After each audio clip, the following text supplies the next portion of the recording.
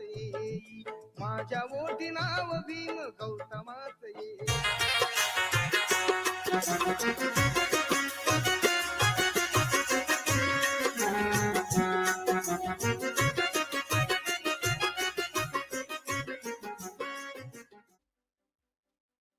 Hello, everyone. Good morning, good afternoon, good evening, wherever you are. And so my name is Reverend Dr. TK Nakagaki. I'm the president of Heiwa Peace and Reconciliation Foundation of New York. And also today I'll be emceeing at the same time. So I will introduce all the speakers and so forth. So first of all, this today's gathering itself, we name it, more like Caste Liberation Day Gathering. So welcome to Caste Liberation Day Gathering. This gathering is actually commemorating Dr. The Ambedkar, year 1891 to 1956. For his great contribution to our world. And this event itself is organized by Heiwa Peace Reconciliation Foundation of New York and supported by Buddhist Council of New York, Frame of Hope, SangakayaFoundation-India, and Unity in Harlem. So we appreciate all your support, and at the same time, those people who are watching this, you can share also with your group friends, and especially the Facebook. If you're watching Facebook, you can do that and sharing with other people. And at the same time, this is open to other channel too, so you can invite people to join us. Now. What I would like to do is first let me introduce why I started. First of all, I don't know how many of you really know Dr. Ambedkar, and sorry, I try to pronounce full name, normally B.R. Ambedkar or Bimrao Ramji Ambedkar. And he's from India, and he's considered as a father of India Constitution.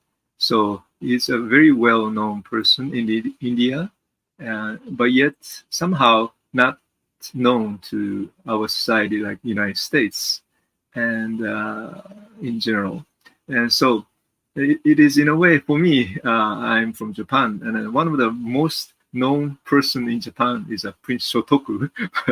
He never be introduced in the Western country, but not too many people know, but everybody knows in Japan. So it's like, seems that the Dr. Ambedkar is the same way now. Everybody know in India, but not too many people know in the other country. And so I thought this is a very good opportunity to introduce his contribution to our world, especially about the caste. Caste could be physical, but also caste inside ourselves too. So I think it's a very important. And for myself, is a Buddhist. So for Buddhist, actually, this is very important too.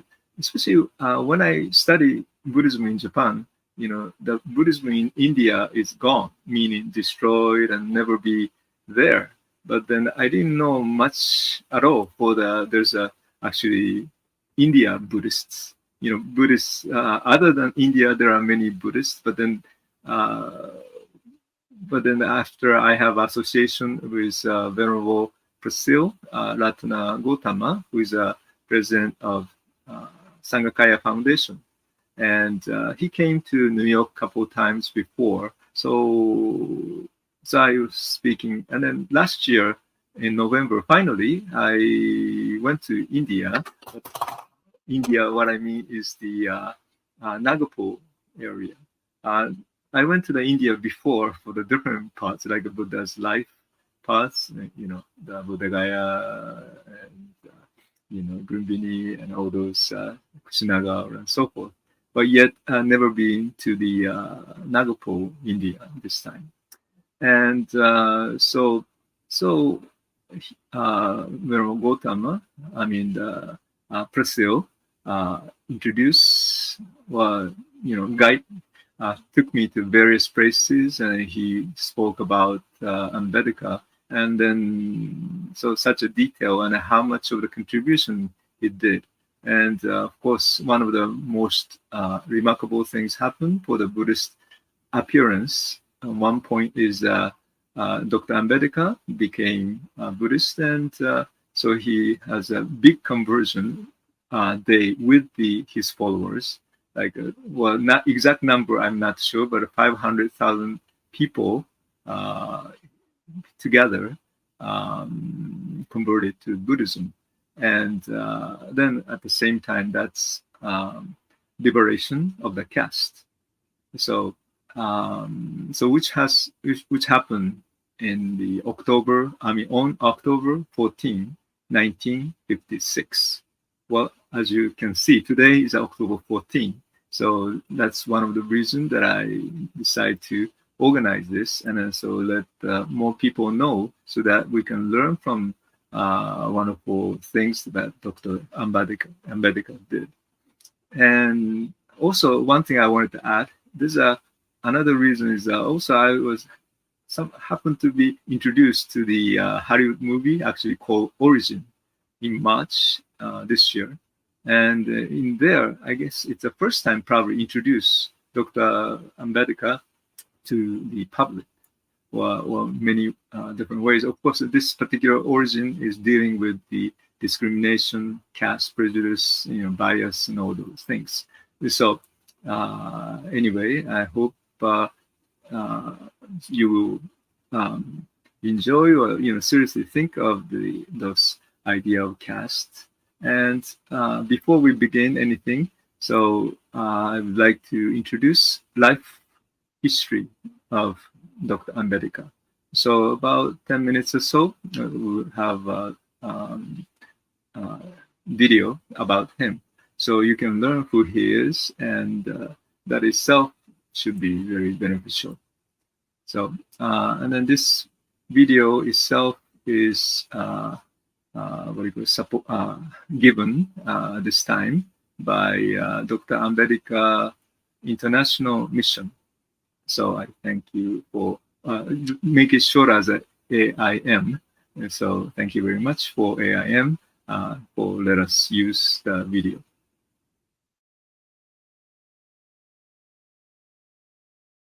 Dr. Bhimrao Ramji Ambedkar, a name that continues to gain recognition and respect around the world. One of the founding fathers of modern India, he was a thoughtful patriot who designed India's globally acclaimed constitution. His research and teachings can help alleviate the world's human miseries that stem from social inequality. His insights are not only universal, but are also relevant across the passage of time. When he passed away at the mere age of 65, he had left the world a much better place than the one he was born into. So, what is it that brought about this superhuman feat? His achievements are nothing short of Herculean when we consider the fact that he was born into the most socially and economically disadvantaged of families, where even his touch was supposed to be defiling, as he belonged to the erstwhile untouchable caste. For a person to be born in such poverty and social disadvantage, and to rise to such eminence, might be called miraculous. But he did not believe in miracles. He believed in self-empowerment, and was convinced that education is the vehicle to achieve it, and was ready to pay any price it demanded. And it demanded a lot. Sustenance on a mere piece of bread during his student days, 18 hours a day of study, seeing his children die due to lack of resources, and facing bigotry and discrimination every step of the way. But with his steely resolve, he persevered in his goal, the goal to empower himself with so much knowledge that he could get to the root of the problems humanity faced and devise decisive solutions. This needed being an exponent in many disciplines in order to connect the various dimensions of human existence. Even after completing a PhD from Columbia University in New York, a Doctor of Science degree from the London School of Economics, and becoming a barrister of law from Gray's Inn, he never stopped being a student and relentlessly continued his quest for knowledge, navigating various fields, intersecting geographies and historical periods. Not just merely conversant, he was an expert in myriad fields like economics, law, politics, religion, journalism, linguistics, history, anthropology, and philosophy. He was an academic, an administrator, a parliamentarian, and a social reformer. Some of his achievements listed below provide ample testimony to his polymathic intelligence. As an economist, his DSc thesis, The Problem of the Rupee, laid the foundation of the Reserve Bank of India, the country's Federal Reserve institution. In the legal arena, he was a very successful and renowned lawyer of his time. More importantly, he drafted India's constitution. He was also the first law minister of India and was instrumental in formulating and promoting the Hindu Code Bill, which gave equal rights to women in family law. In the field of politics, he united the oppressed masses into a vibrant and successful political party, the Republican Party of India. In the field of religion, he revived Buddhism in India, bringing the Buddha back to the land of his birth. In the field of journalism, he ran many fortnightly publications throughout his life: Muknayak, Bahishkrit Bharat, Janata, Samata, Prabuddha Bharat.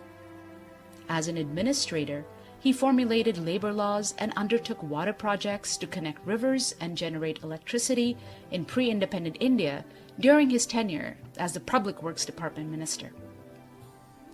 As an educator, he made immense contributions by way of building many hostels, schools, colleges for the underprivileged, forming the People's Education Society, serving as a principal of the Law College, and also working as a professor of economics in his younger days. As a parliamentarian, his contribution in both houses of Indian Parliament in post-colonial India and in the Bombay Executive Council during the colonial period is remarkable and is often cited even today. He was fluent in several languages, both classical and modern, ranging from Persian to Marathi and English. As a social reformer, he gave hope and confidence to the then hopeless mass of people who were victims of inhumane caste discrimination, and he went on to battle on their behalf against the majority who were privileged and powerful and zealously operating as the custodians of inhuman, evil practices.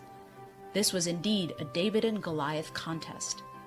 David triumphed over Goliath on the sheer strength of his knowledge, goodwill towards humanity, patriotic values, and the courage to challenge and change what was considered sacrosanct by the majority based on faith and tradition. It is his contribution in this area that has got him the most visibility because of the magnitude of the population he was able to save in his short lifetime and create an irreversible path for the emancipation of future generations. The last few decades have seen an exponential rise in Dr. Ambedkar's profile globally. American scholar Dr. Eleanor Zelliott's pioneering work on Dr. Ambedkar truly brought his awe-inspiring and outstanding accomplishments to Western academia. It is no wonder that today many academics are researching his life and his work in many colleges globally. Many local and state-level governments are acknowledging his noble work towards humanity and declaring April 14th, his birthday, as Equality Day in his honor, and many universities in North America and Europe have proudly installed his bust on their campuses. One may wonder why Dr. Ambedkar is gaining more recognition across the world today than in his own lifetime. The answer could be that he was way ahead of his time. He had incredible foresight, and having thought through the issues humanity would face, he addressed those future complexities. Today, as his forecasts have been validated in many ways, the world is taking note of his supreme foresight and how his analysis can be applied for the welfare of people everywhere. it is no coincidence that some of the salient points in his struggle are so well aligned with the UN preamble. His journey to emancipate the marginalized began in 1927 with the right for water agitation at Mahad in Maharashtra state to make drinking water available to those who were denied access to it due to caste discrimination. Similarly, his attention to women's rights and gender equality stands out as pioneering in his time. Indeed, he advocated gender equality when some developed nations were still debating voting rights for women. He articulated the significance of women's rights by asserting, "I measure the progress of a community by the degree of progress which women have achieved." He introduced labor laws in India in the colonial period, which are still in effect, and include significant milestones like providing maternity leave for mothers with newborns and humane working hours and conditions. During a legal case he was fighting on behalf of Mr. Karve, it is astounding to learn his candid views on the delicate subject of sexual health and education, birth control, as well as the then taboo subject of homosexuality. His views in the 1930s on these matters are completely consonant with what modern civil societies have adopted. His concern for the welfare of underprivileged children led him to build schools, colleges, and student housing so that they could obtain an education, which is a guiding light for us. His policies for ensuring the safety and security of minorities and communities facing perpetual hostilities are enshrined in India's constitution. Diversity and inclusion is a much cherished concept around the world in our modern times. But Dr. Ambedkar had already enshrined these noble ideals in the Indian Constitution over 70 years ago. The admirable principles of diversity and inclusivity are the foundation that supports India and makes it an entity worth emulating. Epitomizing these principles is the introduction of universal adult franchise, his unique gift to the Indian Constitution. Using his vast knowledge and infallible arguments, he convinced the Indian Constituent Assembly to adopt this democratic principle. With this constitutional provision, he raised the least powerful to be on par with the richest and mightiest. Moreover, his adoption and propagation of Buddhism reflects his commitment towards establishing world peace, Buddhism being the embodiment of universal peace and goodwill between people, communities, and nations. Today's world is driven by technology, which can be harnessed towards these goals as well. Based on the records of Dr. Ambedkar's views on technology, there is no doubt that he would have welcomed modern technology and how it could benefit humanity. According to him, humans have a mind which separates them from the brute, who is merely engaged in satisfying physical needs. As humans, we need to cultivate our mind and advance culturally as a human society. But if humans are perpetually engaged in earning a livelihood for survival, then it restricts the scope for the evolution of one's mind and culture. He therefore asserts that modern science, with its technological advances and machinery, can be harnessed to relieve mankind from perpetual engagement in survival, thus giving people ample time and scope to evolve culturally and intellectually. His own advanced skill in collecting data and subjecting it to statistical analysis ensured that his assertions could hardly ever be contested. His sterling work clearly testifies that his immense achievements were a result of the strength of his vast knowledge across a multitude of fields, his compilation of relevant data, and his application of his sharp intellect to combine the knowledge and data. Once armed with this, there was no problem whose solution could escape him. He is thus an excellent example of applying intelligence for the betterment of humanity, though there was nothing artificial about his intelligence or knowledge. The challenge in understanding Dr. Ambedkar's entire body of work comprehensively is that one needs to have significant expertise in many different domains, which is almost impossible for a single person. A possible solution to this difficulty could be to create a knowledge base of Dr. Ambedkar's various bodies of work and leverage the field of AI to consolidate this knowledge and data and to use that to generate the solutions for uplifting humanity. With this approach, we can apply Dr. Ambedkar's genius to our times and benefit from his eternally invaluable work. Moreover, artificial intelligence systems will become better tools for social justice by learning from his ethics-focused analyses and problem-solving mindset. On this 132nd birth anniversary of Dr. Ambedkar, we pay rich tribute to this champion of humanity in this congregation of international delegates in the hallowed space of the United Nations.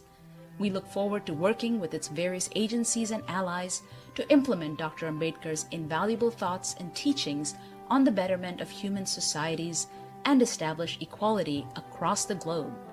Jai Bhim!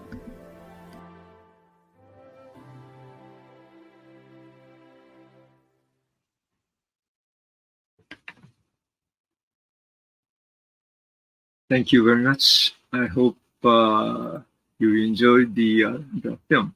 So such a remarkable life he has. And also one of the things remind me also to tell you a little bit about my organization is a Heiwa. And the first character, oh, you can't see maybe, but it's actually the words coming from the flat, the equal.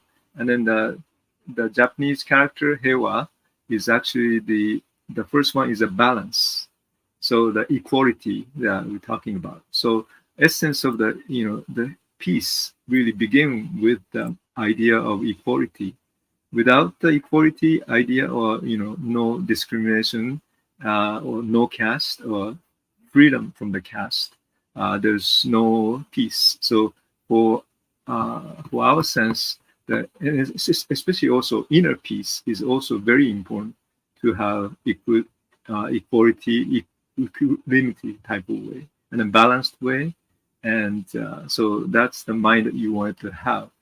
Then since I said Heiwa, for our organization, Hei is that word. Wa is actually out of peace, more like a harmony. And then, which is generally peace in Japanese word. So this particular principle of Heiwa, the peace, is really coexistence with the idea of Dr. Ambedkar. So that's one of the big reasons. Also, would like to organize this particular events today. Now, let me go to the speakers. We have a keynote speaker on today's session, today's gathering. And let me introduce our keynote this time. And his name is Reverend James Lynch. He's a past president of the Buddhist Council of New York, and he's the resident Dharma teacher as authorized by the lay Buddhist organization, Bishop Kosekai. He's an official representative for Bishop Kosekai to United Nations, and James sits on the board of Revisions for Peace, USA, and is a trustee of the prestigious International Parliament of World Parliament of World Revisions. But at the same time, he's also the professor and the chairman of the business department, management department in the School of Business located in Brooklyn College. So I just wanted to invite James to give the talk. Thanks so much for joining today. Thank you, Venerable Nakagaki. Good morning, good afternoon, good evening, and good day to everyone. I'm truly honored to speak with you today about a truly towering figure whose life and work continue to inspire me and millions around the world, Dr. B.R. Ambedkar, on this Caste Liberation Day of October the 14th, 2024. Anybody who knows me, I'm always speaking about Dr. Ambedkar. Indeed, his profound contributions to social justice, human rights, and spiritual liberation resonate deeply with me, not just as a Black American or as a lawyer, a college professor. One thing is I'm now the dean of something called the Coleman School of Business at the Brooklyn College, but especially as a Buddhist minister in Risha Kosakai. In so many ways, I see my own life following in the principles that guided Dr. Ambedkar's mission. Indeed, Dr. Ambedkar wasn't just a man of India. When we look at things through today's lens, his work transcends borders and speaks to global movements for justice. In Ambedkar's fight against the caste system, I see echoes of the struggles faced by marginalized communities all across the world, including Black Americans fighting against racial injustice. Ambedkar's life gives us a model for how law, education, and spirituality can be melded together to build a more equitable society. His message that marginalized individuals deserve dignity, focusing on women in India at that time, and the spiritual transformation is tied to social change, offers a timeless and universal blueprint for justice. What Ambedkar achieved in his lifetime holds meaning for every one of us today. He understood that the roots of oppression, whether it be through caste, race, or class, are intertwined with the structures of power, and that those structures must be challenged. Ambedkar, like many freedom fighters throughout history, knew that true justice required a spiritual and legal transformation of society. I love the video. I'd never actually seen that video before. And it showed us a little bit about Dr. Ambedkar's early life. And his early life is a powerful example of resilience and determination against great odds. Born, as we saw in the Mahar caste, one of the lowest in India caste hierarchy, he experienced firsthand the crushing weight of untouchability. Imagine for a moment being excluded from schools, temples, and even public wells because of the circumstances of your birth. This kind of systemic discrimination leaves a deep imprint on a person. But rather than succumb to this injustice, Ambedkar used it as fuel for his future fight. Ambedkar's early experiences of exclusion weren't just about personal hardship. They were about societal inequality at its deepest levels. What's profound about Ambedkar's journey is that he took his personal struggle and turned it into a movement for systemic change. It's something that resonates deeply within me, and I believe with all of us here who have faced marginalization in any form. As a Black American, I can see parallels with the struggle for civil rights in the United States. The fight to dismantle racism, like Ambedkar's fight against caste, required both legal action and spiritual courage. Here's where Buddhism comes in. Buddhism teaches that all beings possess inherent dignity, and Dr. Ambedkar, even in his early years, was drawn to this truth. Buddhism rejects the idea of a fixed self and teaches interconnectedness, principles that Ambedkar found essential in dismantling the rigid hierarchies of caste.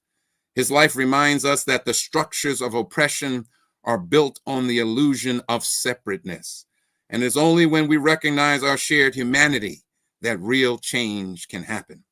Now let's talk about Ambedkar and education for a moment. An area that speaks to me, my other world. As I said, I'm the dean of the Copeman School of Business. And also as a lawyer and as an educator, I see Ambedkar's education wasn't about personal achievement.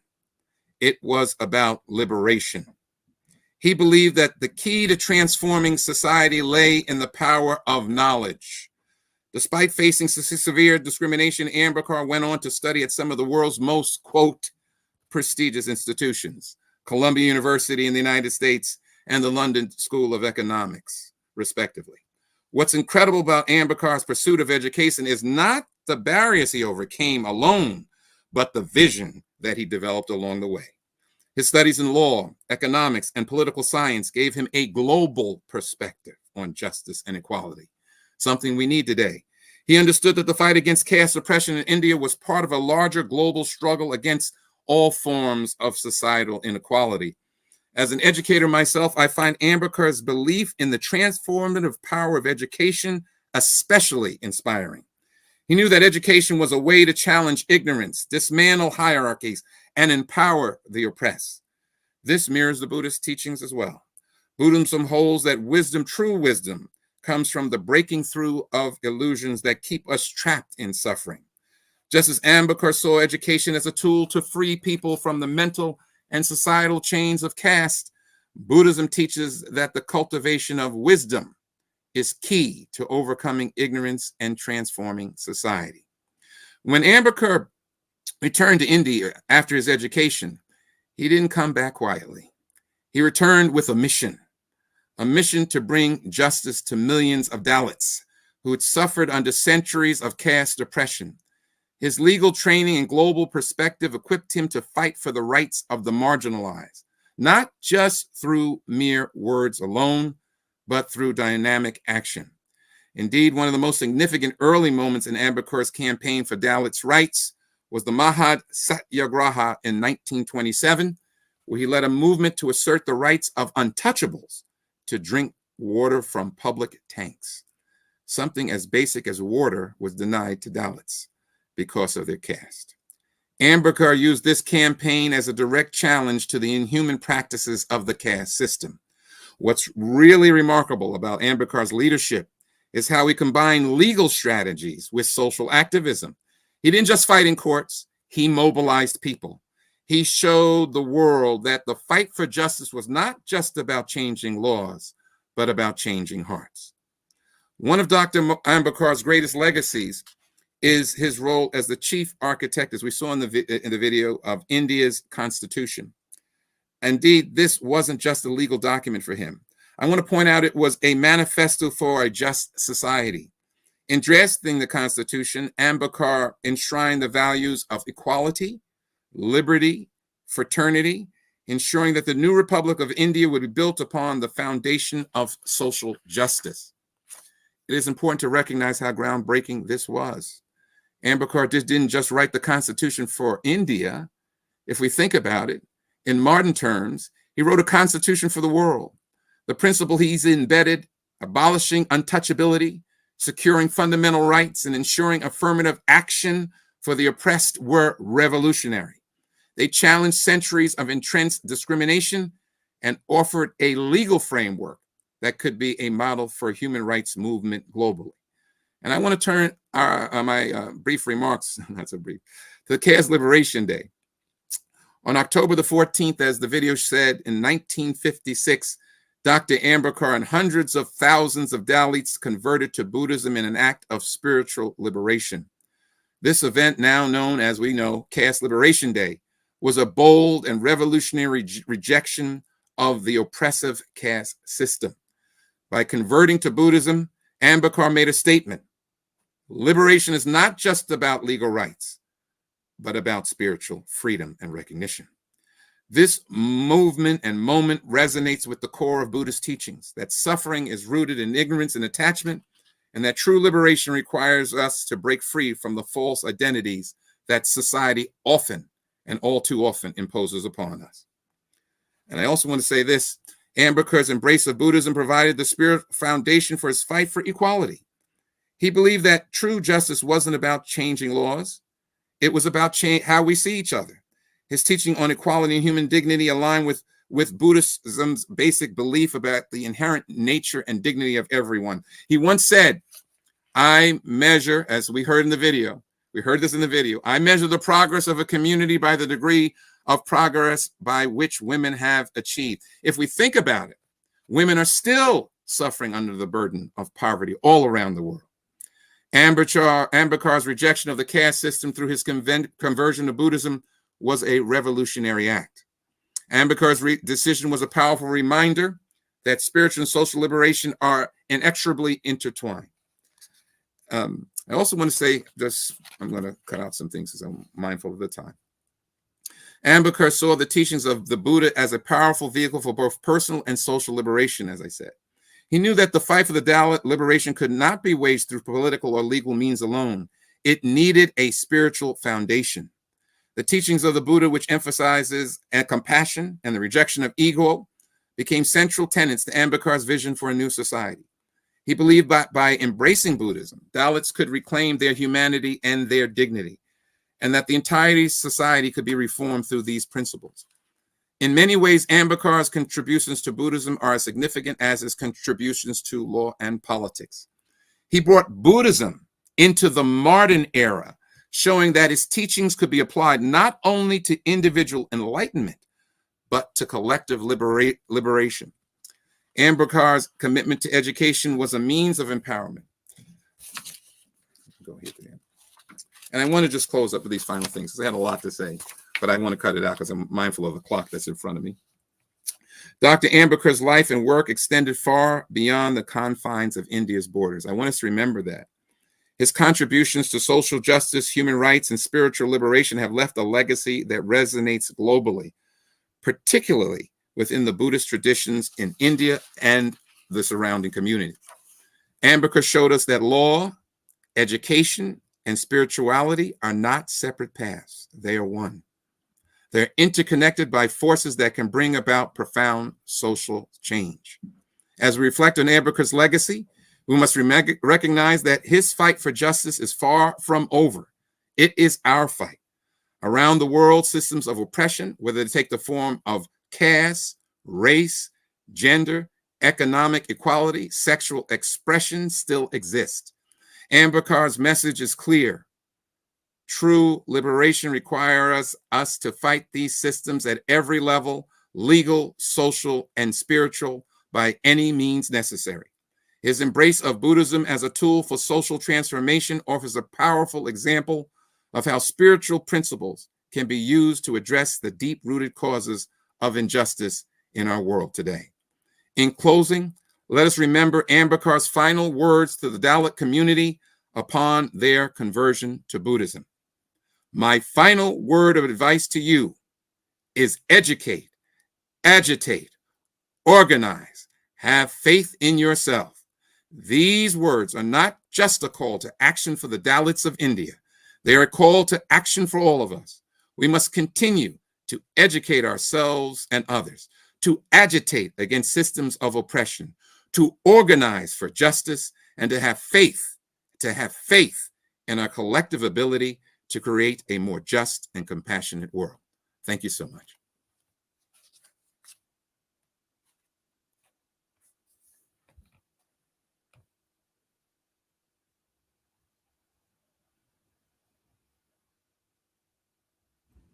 I don't know. Does it work? I'm still on screen, I think. Yeah, I think I'm not there yet. Oh, hello. Okay, I can still talk some more about that, Dr. Ambedkar. I took out a lot. Yeah. Well, I don't know what's going on. Well, I'm still here, and we're just having a little bit of a technical difficulty. Nakagaki will be coming on in a second. I hope so. Oh, good. I'm glad. Yeah, thank you so much for James. Such a wonderful presentation and the keynote speech. And yes, definitely so many things that we should learn from him, and should be, his presence should be known to this world, so that our world will also be peaceful, more peaceful, and more compassionate. And so thank you for the message, and I hope we can have some dialogue later on. We are planning to have panel discussion later on of this after all the presentation.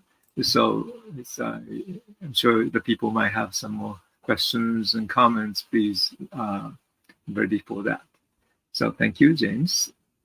And now I would like to have a presentation by Annie Bachmann and Reverend Lawrence Lefcort, and from the Frame of Hope International. Let me introduce two of them briefly. First, Annie is the U.S. ambassador for the Frame of Hope.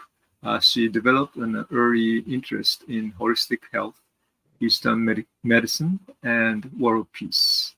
So after studying Tao Shiatsu and Buddhism in Japan with Venerable Ryokyu Endo in 1990s, she founded the Frame of Hope Center in Madison, Wisconsin. So thank you. And also Lawrence, Reverend Lawrence is a Buddhist priest and executive director of Frame of Hope International. Born and raised in Montreal, Quebec, Canada, Lawrence worked for NGOs in India and Canada promoting human rights, peace, and human rights education. So the floor is yours. Thank you.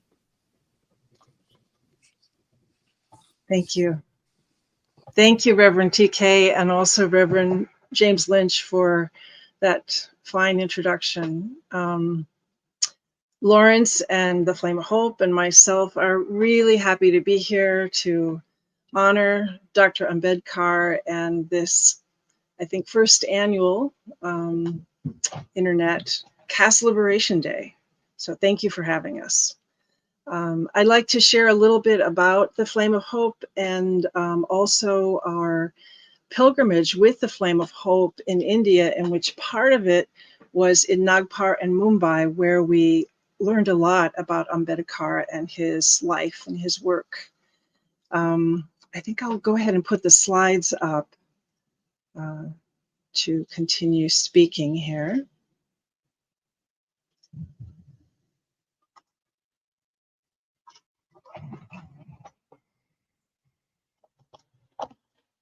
Can everyone see them? Is it okay? Hello? I want to make sure I can be seen and heard. Yes? Okay, I'll continue as if I can be. The Flame of Hope is a physical flame and a living symbol to unify humankind and to transform past suffering and negativity into positive futures. The Flame of Hope promotes healing and understanding, equality and peace among all people throughout the world, no matter the religion, race, caste, class, nationality, ideology, or belief systems. Our work is to share and spread essentially altruism, the giving heart, in order to create a bright future for everyone, to take responsibility to do so together and heal the heart of humanity, and to do this especially for the children and for future generations.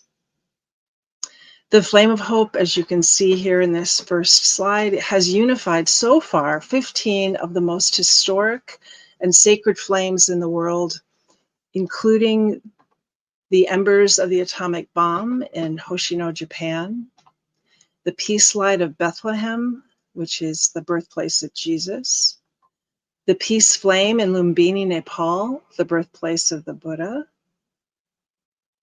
the eternal flames of Mahatma Gandhi. Here is when we were on our pilgrimage in Delhi, unifying Mahatma Gandhi's eternal flame with the Flame of Hope. It also includes, the Flame of Hope includes the eternal flame of Reverend Dr. Martin Luther King.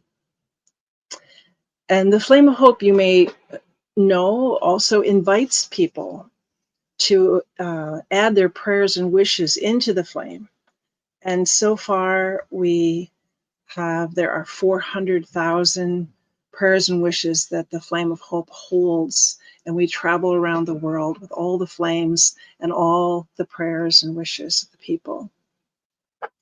And some of these people that have put in their prayers and endorse the Flame of Hope is, this is Clifton Truman Daniel. He is the grandson of President Harry Truman. His Holiness Pope Francis, His Holiness the Dalai Lama. One of our first stops in India was Bodh Gaya, where His Holiness was giving a 3-day teaching, and he blessed the Flame of Hope and added his prayers, and then asked the 65,000 people attending his teachings to also add their prayers. And Tushar Gandhi, the great grandson of Mahatma Gandhi, also put his prayers into the Flame of Hope. This is a group of people in Nagpur, India. When we arrived, we had a cab driver by the name of Amit, and you can see him here holding the Flame of Hope with his mother. And not only did he rescue us in the night and help us finally find lodging, we found out kind of by happen chance, he is a 3rd-generation Dalit converted Buddhist. And so we learned so much very directly from him, and he was our guide to go to many places. He knew, of course, all the hot spots, Ambedkar related hotspots in Nagpur, including the Diksha Bhumi, the conversion center, And I'll just kind of quickly show these slides. They're not the greatest resolution, some of them, because they're taken from videos. Here's the conversion center.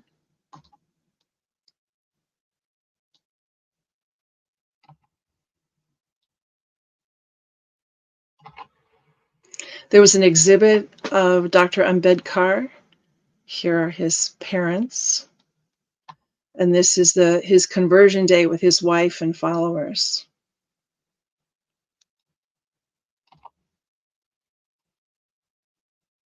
This is the center of the conversion center. And you can see that in the distance, there is certainly room for thousands of people for the conversion ceremonies. We also visited the Nagaloka Buddhist Training Center, where young Buddhists from all over India came to study, to receive an education, and to be able to interconnect with others, practitioners, activists, local and international. Here's some youth art that is part of the center. And here's some ancient living art. Meditation center.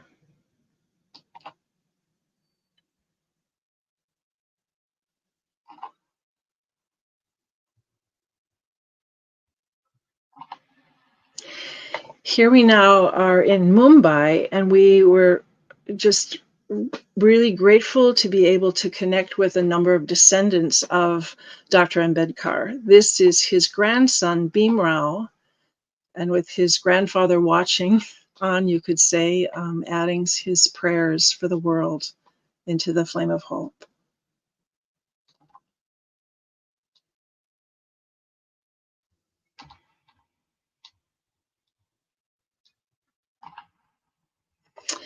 Some of the gentlemen here in the last slide on the right are members of the Ambedkar Buddhist Society of India, and they were our gracious hosts and chauffeurs and brought us to all the different places in Mumbai related to Ambedkar, and also took us to some of the best restaurants in Mumbai. And here we are meeting another grandson.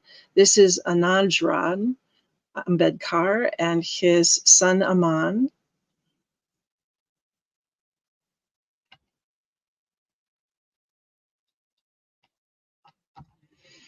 And we went to Chityabhumi, where the eternal flame of Dr. Ambedkar is kept, and had a wonderful ceremony of unifying the flames. Here are the three great-grandchildren. They're in white. The men are brothers and sons of Anandran, and the great-granddaughter is daughter of Bhimrao Ambedkar.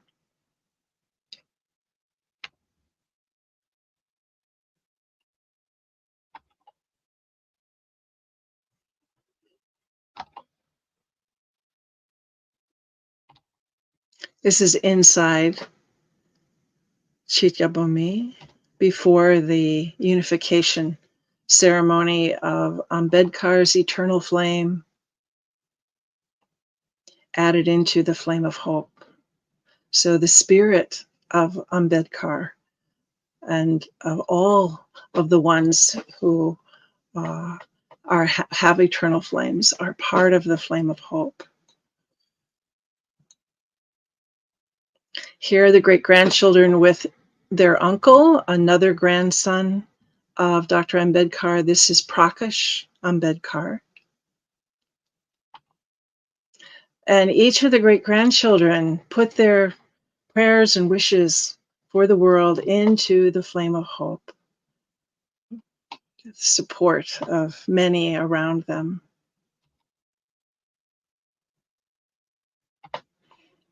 It was really an amazing experience, life-changing experience to go to India, and in particular, this segment of the journey, to really understand the depth and the need for equality and to honor Dr. Ambedkar and others that have worked so hard in their lives to promote peace and justice and dignity for all. So thank you for listening to my slides and let me just return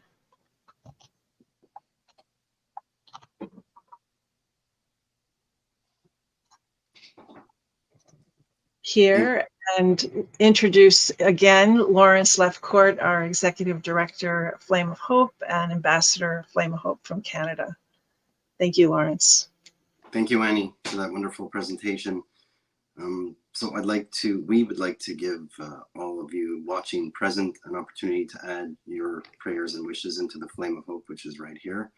I will just give a brief introductory. I will invite you to join this meditation, a short meditation, if you like. This is the Flame of Hope, and you can keep looking at it or you can close your eyes. And I invite you to visualize the flame burning inside your chest and your heart. And feel the warmth and the energy of it. Feel the warmth and energy continuously expanding from your chest and heart to your whole body. And at the same time, your whole body is embraced by the warm energy of the flame. Your whole body is so warm and comfortable, as if you were sitting in a hot spring. Now start to feel this warm energy is the great love of the universe. Feel that you are so warmly cared for by the great love of the universe. Feel in the great love of the universe that there is no longer separation between the internal and external world. And feel there is no longer separation between self and others.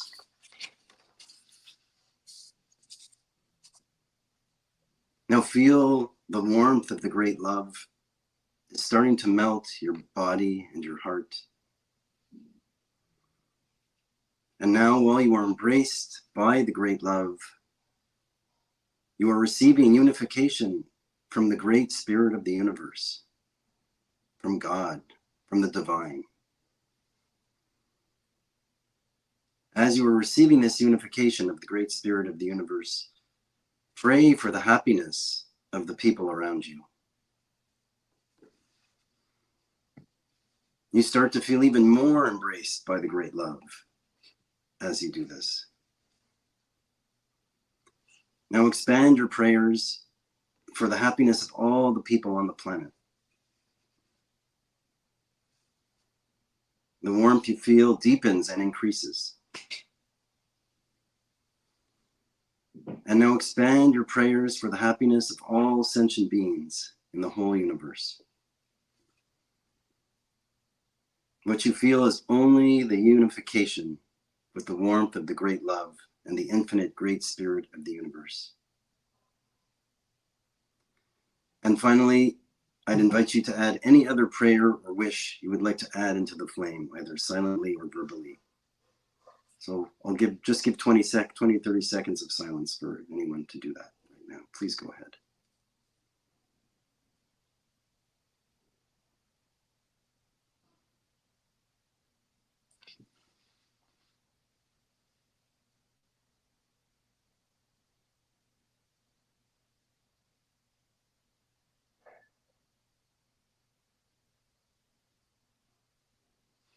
Thank you so much.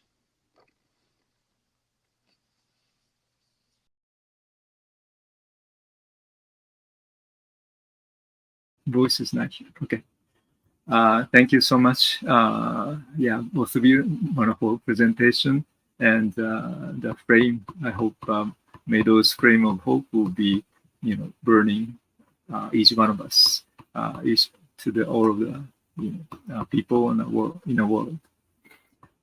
So now we would like to have a response by Reverend Carol Hunt. So she's from the Unity in Harlem. And this time also I wanted to thank for the Unity of Harlem for also they're helping for the, the Bob here. I mean, of course you can't see him, but so he's the, taking care of the technical part. So Bob Ponce, thank you so much for helping us this time. And okay, thanks, boss. Now I would like to just briefly introduce Reverend Hunt. Reverend Hunt is the ordained Unity minister at the Unity in Harlem in New York City since 2012. The center, located in the heart of Harlem, offers Sunday services and the study group every Tuesday evening and Unity Circle of Prayer and Friday evening. Before attending Unity's field licensing program, Reverend Hunt was an active member of the Unity Center of New York under the leadership of Eric Butterworth. Among her volunteer services was leading of a study group in Harlem every Sunday for 10 years.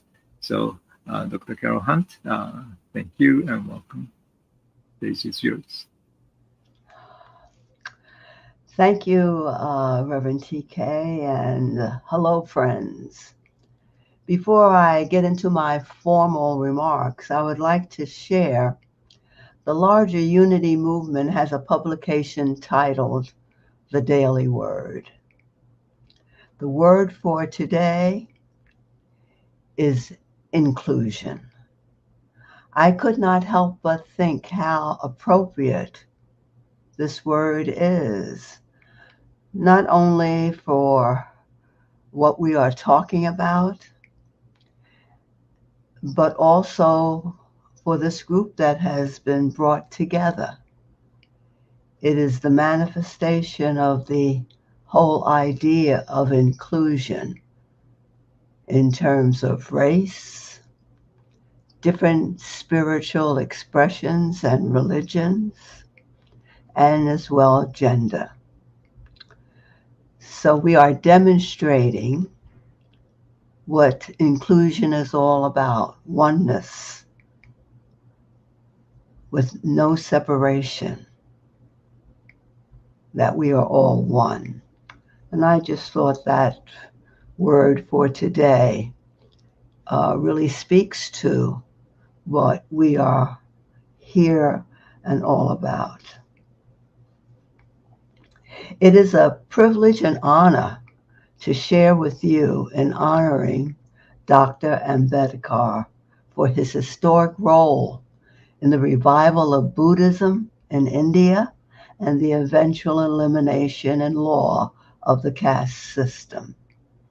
My thanks to Reverend Nakagaki, and I would like to add TK Nakagaki for thinking of Unity in Harlem, including us, and for me as a speaker. Let's talk a little bit about this word discrimination.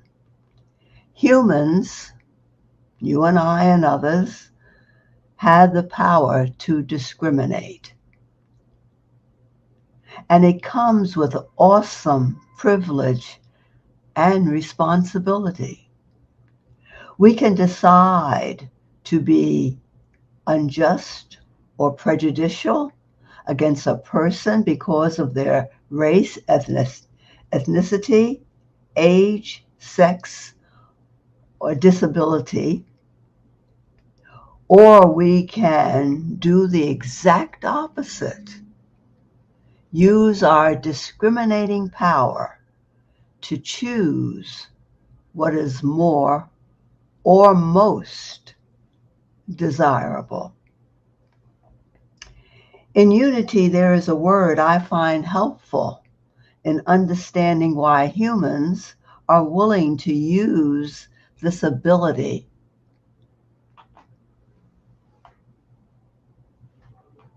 to be unjust rather than rise to the heights of what is desirable.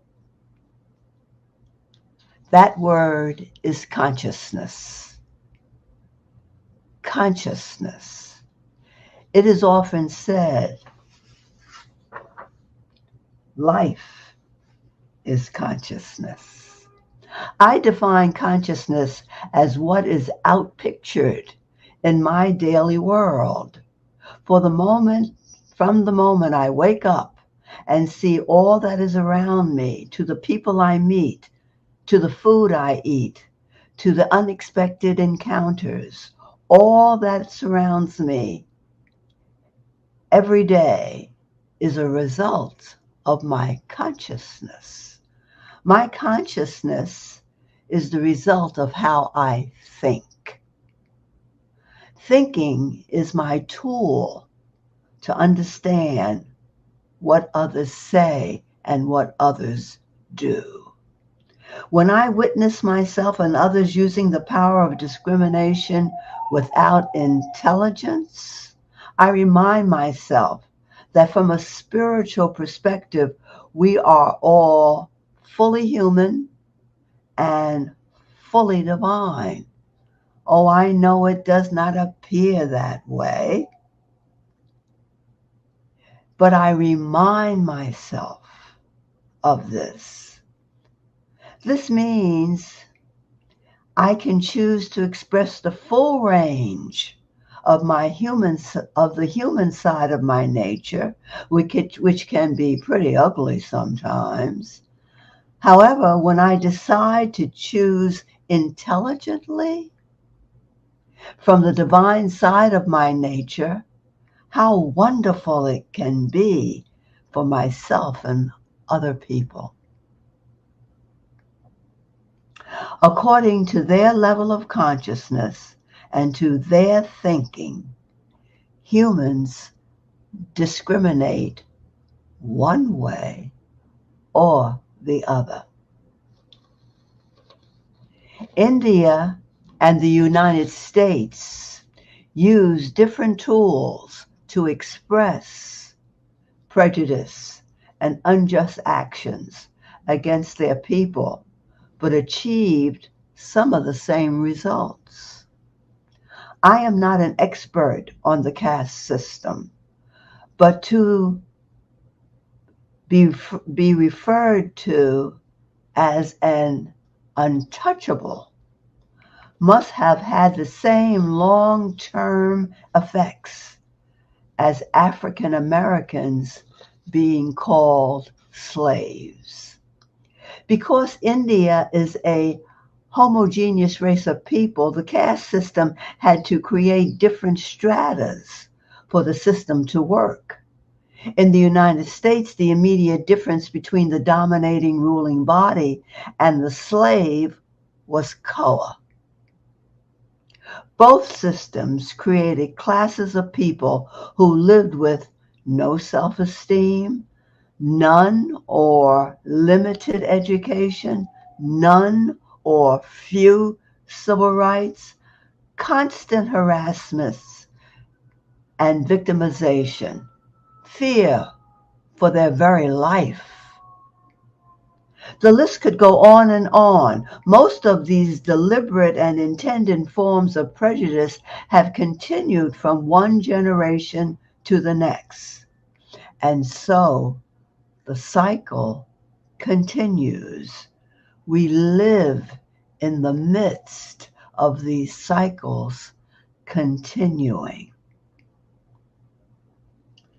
At a certain time in histories, persons appear who reject this view.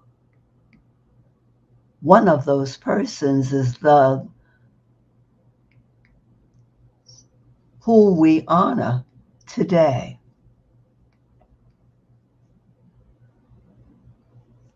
Usually through some form of introspection, they realize their inner discovery is true for every person. This incredible ability to discriminate from the perspective of being fully human, fully divine. They share their discovery, and over time, collective consciousness begins to change, as well as the thinking. There is a realization that there is the human of me and the divine of me, and I decide how I will use my discriminating power. We always have a choice. There is no time when we do not ever have a choice. In the book, Discover the Power Within You by Eric Butterworth, I paraphrase from the prologue. As the Hindu legend goes, all men were gods, but they abused their divinity. The chief Brahma god decided to take it away from them and hide it where they would never find it again. Where to hide it became the big question. The lesser gods came up to a council meeting to consider the question. Their suggestions are as follows: bury it deep in the earth, sink it into the deepest part of the sea, take it to the top of the highest mountain and hide it there. Brahma said no to each, because the man would eventually find a way to go deep into the earth, sink into the deepest part of the ocean, or scale the highest mountain and find it.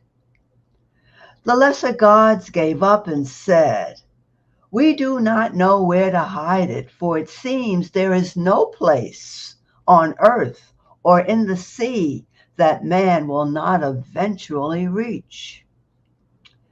Then Brahma said, "Here is what we will do with man's divinity.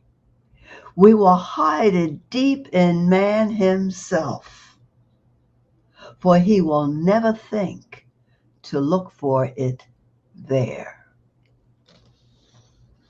Even though enlightened souls have come and gone, the secret of man's divinity has remained just that, a secret. The power to discriminate will remain a secret unless each of us,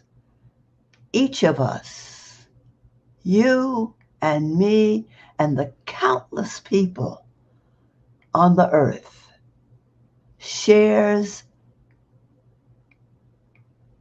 their own secret,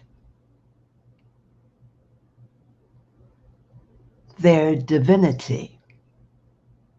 And in sharing that inclusion that we all strive for, and the dignity of every man, woman, and child will begin to manifest even more quickly as the future unfolds. Blessings to all of you, and thank you so very much.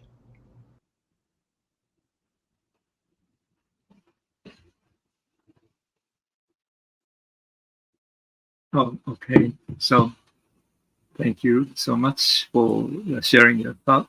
And one of our speaker, James, James Lynch, give a keynote speech.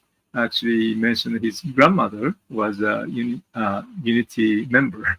So it's nice to know some of the relation this way. And so I thank you very much. So yeah, Unity in Harlem to support our important events today. And now I would like to have both Venerable Ajahn Prashil Ratna Gautama.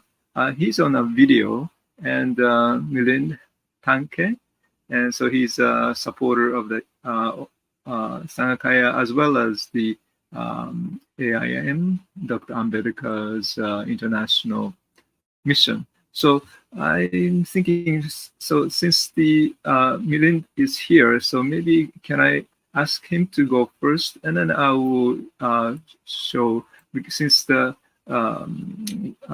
Venerable Prashil couldn't make it because today still India, this event festival of the celebrating great happening of the conversion in India today too. So still he can't do so. That beforehand he gave me the kind of a video. So that's what I'm going to share later on. So let me, if the Milind is ready, so I would like to ask him to.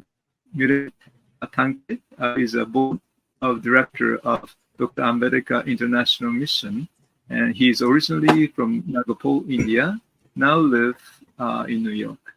And by profession, he's working in a financial industry as a software architect.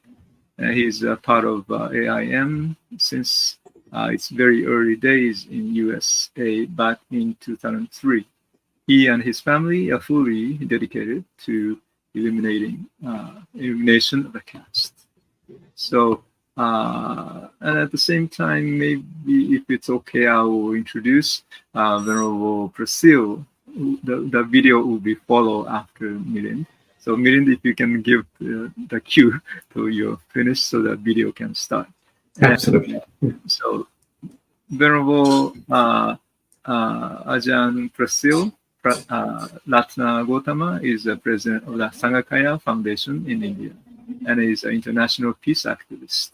The Sangakaya Foundation, a non-profit organization committed to uplift marginalized sections of the society, has a history of organizing international Buddhist conference and supporting community in need, recognizing the profound impact of COVID-19 pandemic on monks and nuns and families.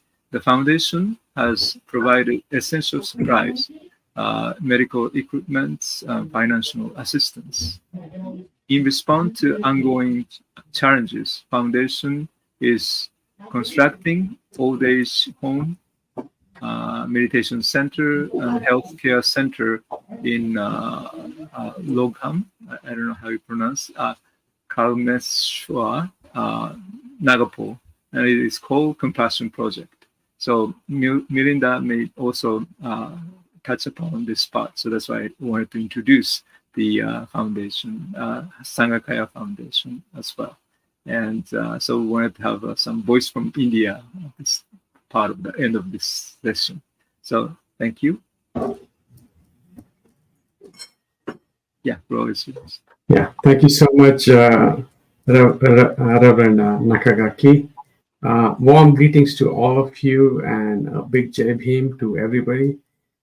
Today is the day of celebration for a lot of us in India and also other part of the globe. I'm really thrilled to be part of this gathering. Reverend Nakagaki already introduced me. I am Milind Thamke, and here I'm representing Ambedkar International Mission, and also going to talk a little bit about Sanghakaya. As Reverend Nakagaki mentioned, caste is also internal, and I think it's more internal. I have seen it myself. It is as a strong conditioned discrimination or discriminating state that lives in billions of people all over the world. And this day is a reminder for us to get rid of it and find out different tools to do so.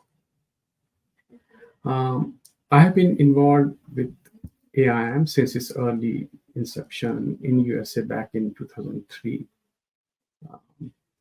So going back to the significance of this day, every year when this day comes, it it's a reminder for me, my family, my friends, that the significant work that's ahead of us in the quest of annihilation of caste. But what Dr. Ambedkar gave is, it's not merely a way to come out of the caste system. He also told us, he gave us this a profound leap, one that involves embracing Buddhist philosophy and teachings. And these teachings illuminate a path towards liberation from human suffering. On this occasion, way back in 1956, we witnessed over 500,000 people found their way to liberation. And it's upon us, we can continue this vital work to guide others into the same beneficial path. Let me touch base a little bit about AIM, Ambedkar International Mission. We call it AIM, is a social cultural organization with a global presence committed to realizing Dr. Babasaheb Ambedkar's dream of an egalitarian Indian society. AIM is a tax-exempt 501c3 organization in the USA. We cherish the vision of making the world a better place for humanity based on the principle of liberty, fraternity, and equality, as envisioned by Dr. B.R. Ambedkar. The short documentary clip we saw earlier about Dr. B.R. Ambedkar beautifully captures his towering personality and contributions. AIM was founded back in 1994, and we have presence in over 12 countries. And our primary aim is to unite and consolidate Ambedkarite globally to uplift the downtrodden masses worldwide. AIM undertakes many projects. We work with United Nations with the issues of caste discrimination. We are giving international exposure to the daily atrocities that's happening on Dalits in India, making sure that people understand what's going on. We are supporting a lot of Dalit youths all over the world. We are also helping in researching and distributing all the caste-related literature all over the world. Recently, last Saturday, we had an event, and we were honored to have Reverend Dr. TK Nakagaki with us. There was a community of 200 people that attended that program. We have a few such programs that we do it all years, mainly the Vesak Day and this Liberation Day, and also the birth and death anniversary of Dr. B.R. Ambedkar.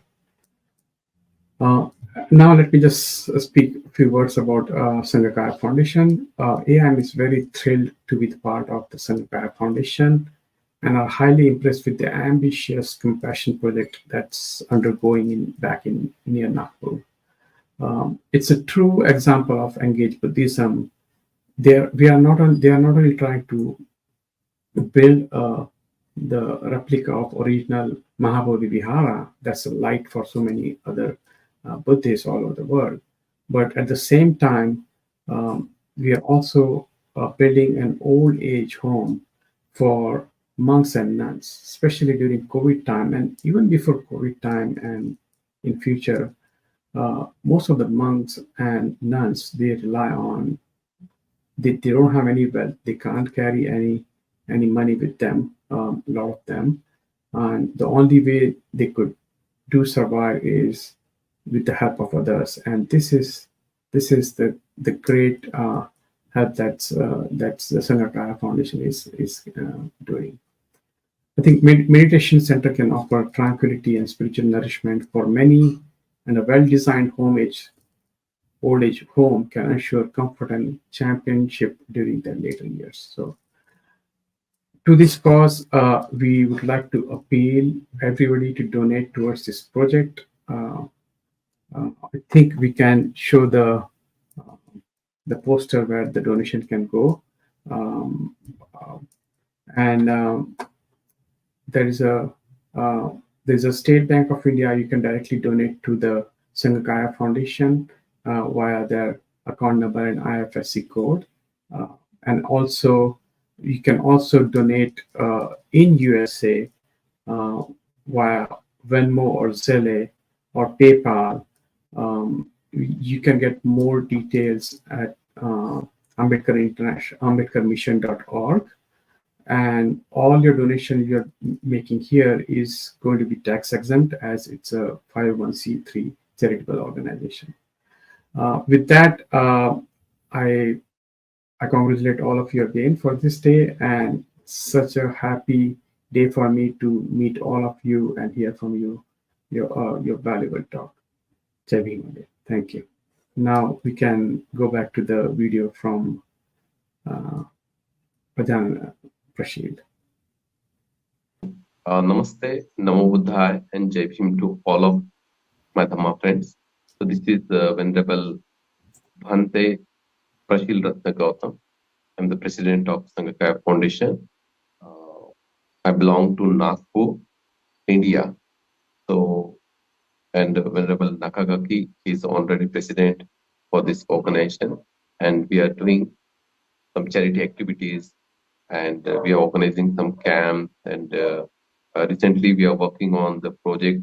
We are developing one international meditation center, as well as the Little Bodhisattva Buddhist Children University for the children here in Nagpur only, in India. So this is our activities is going on here. Yeah.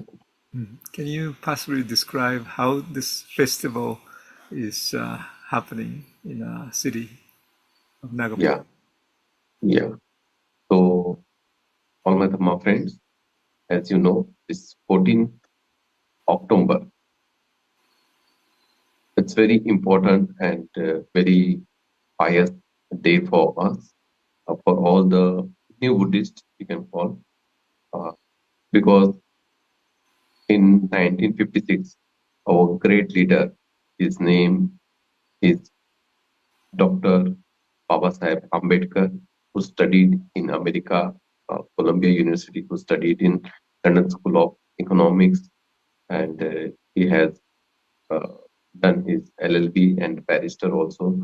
So he has a wonderful knowledge about each and every subject. Mm-hmm. And he drafted our Indian constitution also. So when he studied all the religion, then he find out that Buddha's teaching, it's more appropriate and more compassionate, more loving, more caring. This religion teaches us the equality, the liberty, the fraternity, the brotherhood, and the most important, the calmness in our day-to-day life. So then he introduced this religion on 14th October 1956. So with his 500,000 million, 1,000 followers, like 5 lakh, we say in India. So then this amount goes increase and increase day by day. So we can find out in India nowadays the millions of Dr. Ambedkar followers. Now they converted in Buddhism. So we called it as the second Buddha Sasana also after 1950. The first Buddha Sasana, it was during the Buddha's and Ashoka time. Then almost 2000 years, we don't have a Dhamma in this pure land in India.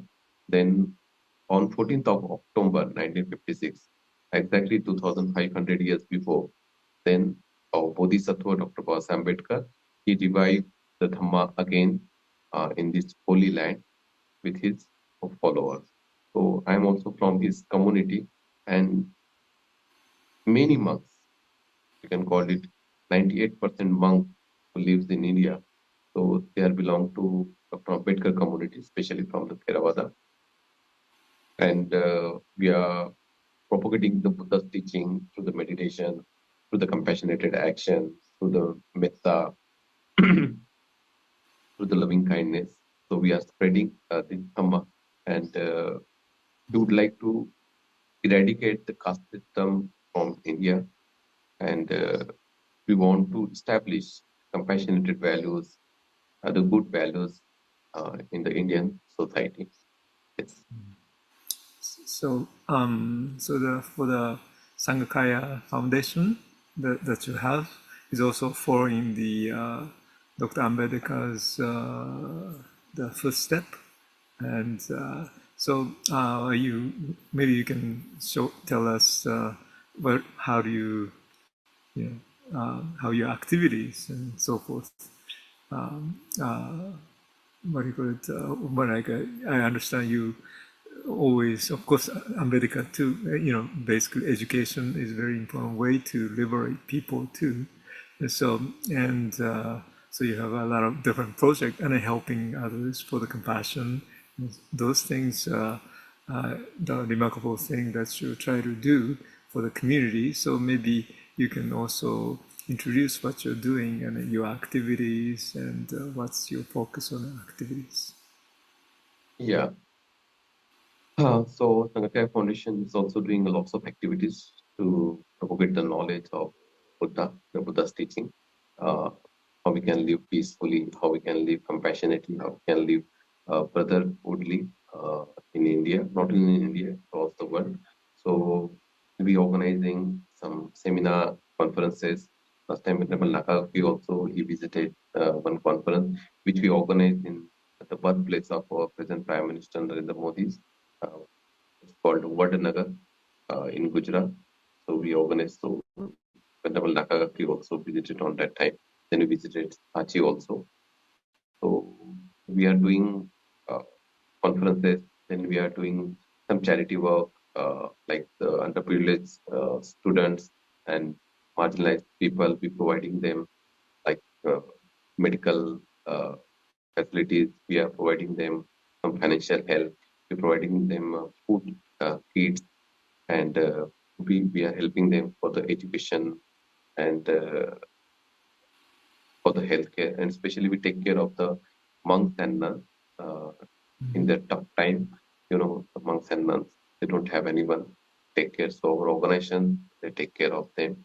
We will provide them each and every facility, especially monetarily and in healthcare system also. Last time last year I visited, and so I was able to see some of the activities that you have, and also the place that Nagapur that you have big space to have a big project. At that time, there's nothing, and I believe you have things that already started, and so I was really impressed. That your intention and then bringing peace, bringing helping others, and then bring education.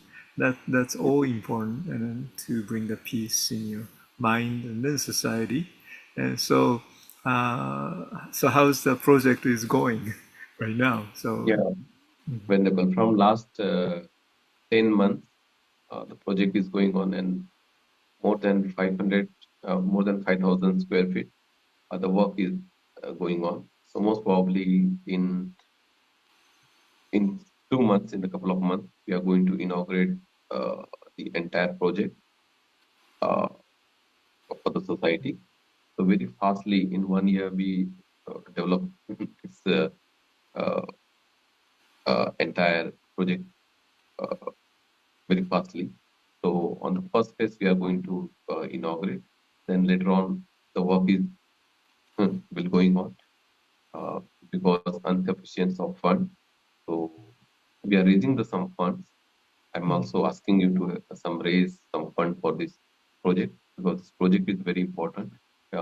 In this project, we are developing the meditation center, then the old age home for the monks and nuns for their healthcare.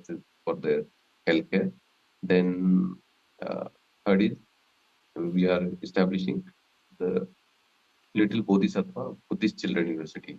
So this university belongs to the small kids, from small children. So we can give them a proper mindfulness. We give them the Buddha's teaching, how to be compassionate, how to be loving, how to be a good citizen, how to be a compassionate citizen, how to be a well-civilized citizen. We are teaching them different religious teachings also. It's called comparative studies. Then other activities also we will teach them. Then we are planning to teach them the Japanese, then English, Spanish, and the other languages, Chinese also. So this we have a plan for our children in this university, and then we are planning to establish a Mahabodhi Mahavihara where the Lord Buddha enlightened. Same replica we are planning to establish here. So lots of activities to do because this project it's in the forest area. So the tribal communities also lives there. We are planning to organize some programs for them also. So sounds like a very wonderful you're doing. And because the one thing is, when I learned in Japan, like Buddhism in India is more like already dead or something, but yet now it's by the seeds by the Dr. Ambedkar, the seeds is growing and having more flowers and blossoming, and I feel very grateful that's your efforts, and so I'm wishing you the best, and so let us all celebrate together for the Dr. Ambedkar's this conversion part of the day. And so if anything that would you like to add anything to the people who are sort of joining here today? Yeah, so my dear Dhamma friends, if you get the time in future, so please visit Nagpur, India, where the Dr. Baba Ambedkar embraced the Buddhism. So this place is known by Diksha Bhumi, and in 2-3 days, lots of people will come here. So maybe 4 to 5 million people, they come together and they visit and they pay homage and gratitude to Dr. Baba Ambedkar because he has done wonderful work for the society and for the India and for the humanity, especially for the humanity, because in India the casteism it's like a cancer for the Indian society. So he tried to eradicate cancer disease from India, and he tried to develop liberty and fraternity in Indian society, and he uplift the Indian women also. So he has done lots of wonderful work. The one-man army, we can call him. So one man, what he can do, he has done the best for the Indian society. So that's why we respect him a lot. We always pay gratitude to him. Yeah. Okay. Well, thank you very much for your time. And I know you're very busy for preparing everything. And so appreciate it very much. Thank you. Yeah. Thank you very much. Yeah.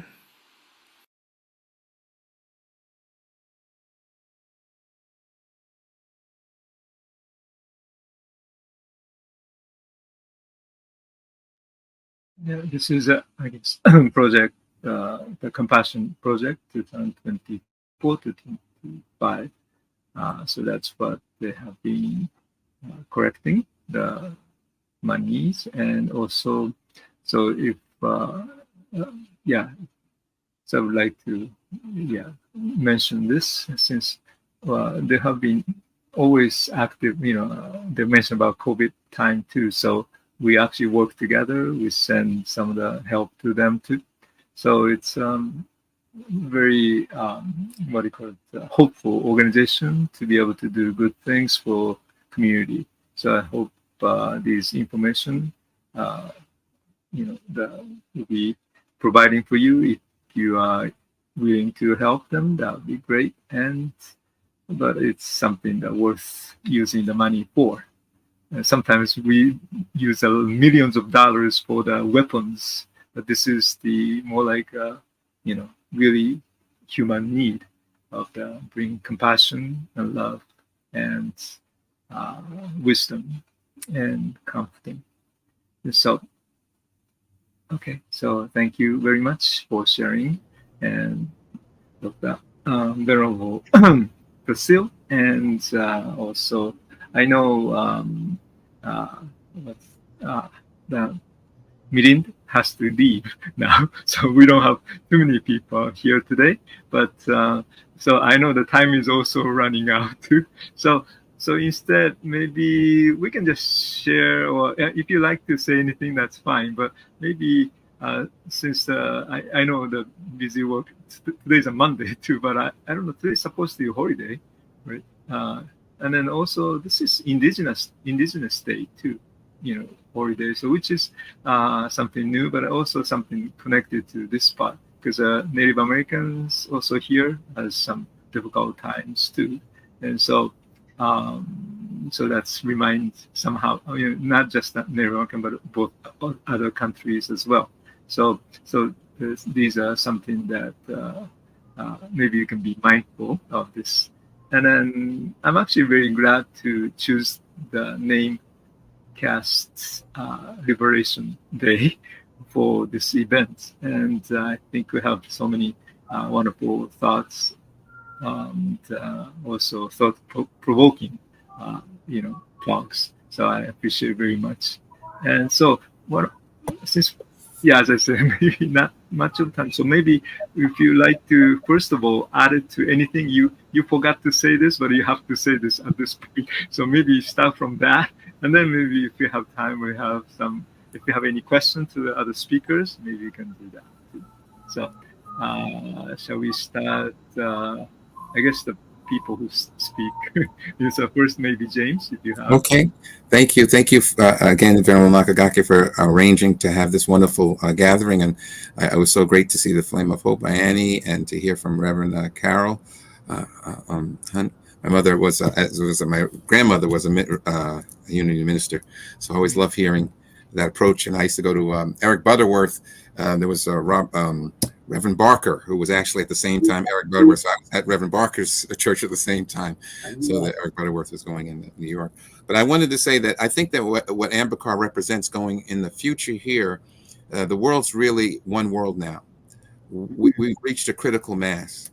We're seeing conflicts, not just in the Middle East, but in Yugoslavia, but we're also seeing conflicts in India and internally, problems here in the United States, all around the world. So I think that more than ever, we have to sort of what Lawrence was saying in The Flame of Light, the idea of doing a meditation, but a meta life, if that way is. I think Ambedkar was his call as a meta life, a life of love and compassion in every aspect of our engagement with each other, with our environment, with our world. And that requires really a deep reflection on how we're living. And so I am happy that Venerable Nakagaki, that you took this step. As you know, Ambedkar is really one of my heroes, actually, my secret heroes. But so I'm really glad that he gets some recognition. But what Ambedkar was saying is, he said his words were, educate, agitate, organize, and have faith in yourself. And that's what we need more so than ever before now. We're at that critical juncture where we can't rely on the sources sometimes of authority around us. We have to rely on each other for our compassion and love that is real, person to person. So that's what I wanted to say before, but I think it's hearing everybody else reminded me of that really sacred. Thank you.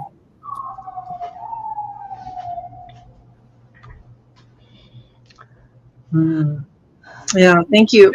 Thank you for. Oh, sorry. Yeah, I try to introduce Annie. So, sorry. Please go ahead. Okay. I so appreciated the depth and the breadth and the heart of what was shared during this presentation.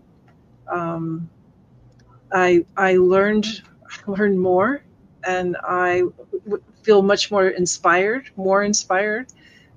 because coming together and really recognizing the roots of the troubles of the world, of the violence, which is not only outside, but it's inside as well, as a result of the ways in which we have been separated from ourselves from the great love, the universe, and from each other.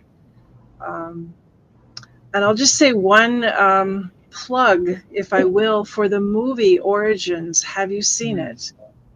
No.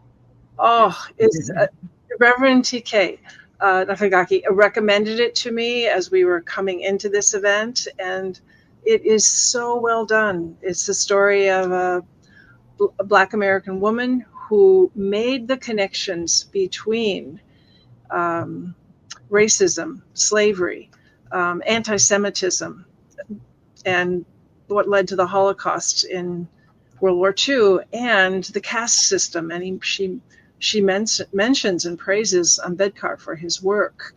And she says it's all truly, it's about caste. It's about the separation and the wrong idea that some people and groups are superior and some are inferior. So with her work, her research, book she wrote, and now this movie about her, based on true story, based on her life, her work, studies.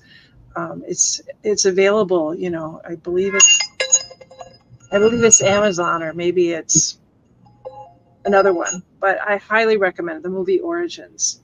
So with that, I'll just say thank you again. Okay, thank you so much. Oh, there's some question before votes too. So how you get that short movie for the Ambedkar's life that we share? I have to ask them because they just told me that this time they just sent it to me for this events. So let me ask them, find out, and then after that maybe we can inform somehow. So I thank you for your questions. And now, Dr. Han.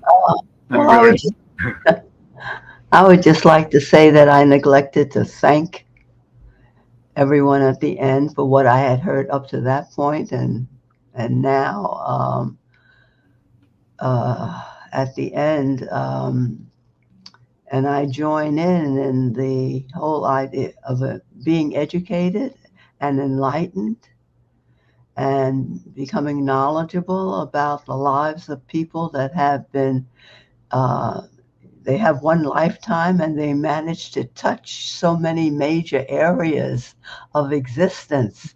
That amazes me. I think about my own life, and it's so narrow compared to the breadth and scope of other lives. I'm just so grateful to hear about Dr. Ambedkar, and amazed that I've never heard his name before.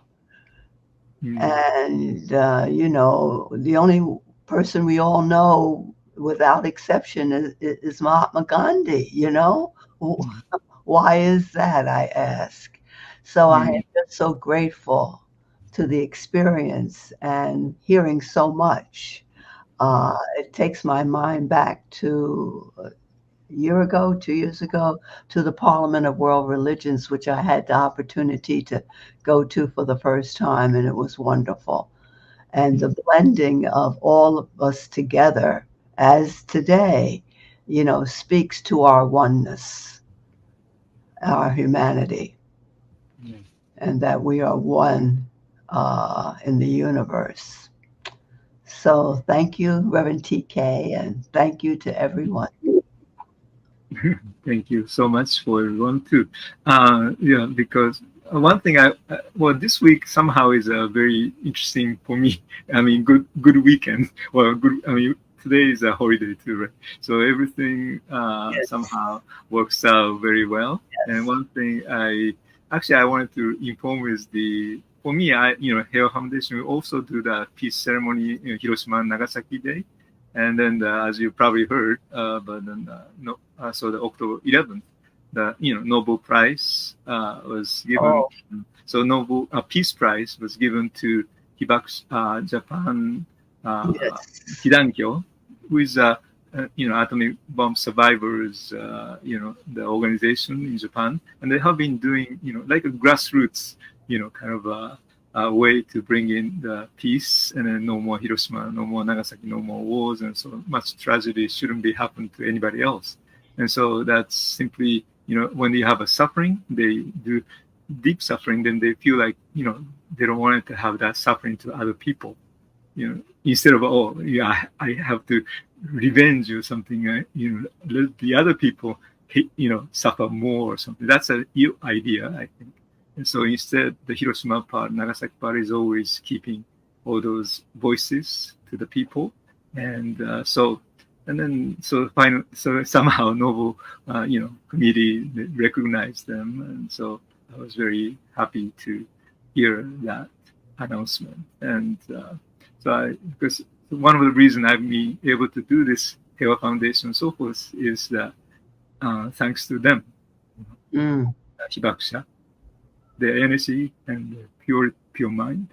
So, one other thing I'd like to say, as I have experienced, everything is accelerated. I guess we all can, agree with that. Everything is accelerated because of technology. And so information on education, how it's done, when it's done, just communicating with one another, it's all accelerated. So I am hoping that idea of acceleration happens in the internal consciousness of each of us, so that we come quicker to this understanding of oneness and live in peace with one another, rather than, as in the past, it would seem to take so long, or at least it seemed to take long. Time is an interesting thing. It seemed to take long to come to an awareness of human beings having more in common, rather than so many differences that are created. So let's hope it happens in relationships as well. Thank you. I think, thank you very much, but I think time seems like we have to finish now. But, so I thank you very much. My conclusion message is simply, I would like to really thank for all of the group of the people, organization, people, and all your resources that you really great, wonderful resources today too. And everything is, although this was only like a couple weeks ago that I decided to do, so it was a last minute, but yet somehow, the Carol mentioned about Tak Tanikawa-san. You receive all the email and so forth from him, but he was very enthusiastic of these issues, and so I appreciate his running around and bring those, and then he also recognizes how important this one is, and so I'm sure that this gathering this is the first one, really the first one for us, but yet hope we can continue and then convey all the message of the peace and the harmony, and of course education and non-violence, and so many parts that connected to the mind of, actually really coming to our own mind, and nobody else create this chaotic things, but we are the one who, so we should be dealing with better. And so I thank you. And also, once again, the technical part still, he is helping many ways involved. So thank you. Do you want to show yourself, or this time? I'm not too sure. If you like, please join this last part. Thank you, Bob. Thank you so much. You're quite welcome. Thank you, Bob. Thank you. Appreciate it. Great. And thank everyone for watching this, of course. And so hope more people know existence of Dr. Ambedkar, and also learn from him. I'm sure there's so many things to be learned from his life and what he did. And so that it should be considered as one of the treasures that we have. Not just India, but also, I guess, all the world. So I thank you so much. And thank you. Have a great day. And bye-bye. Bye-bye. Bye. Bye, everybody.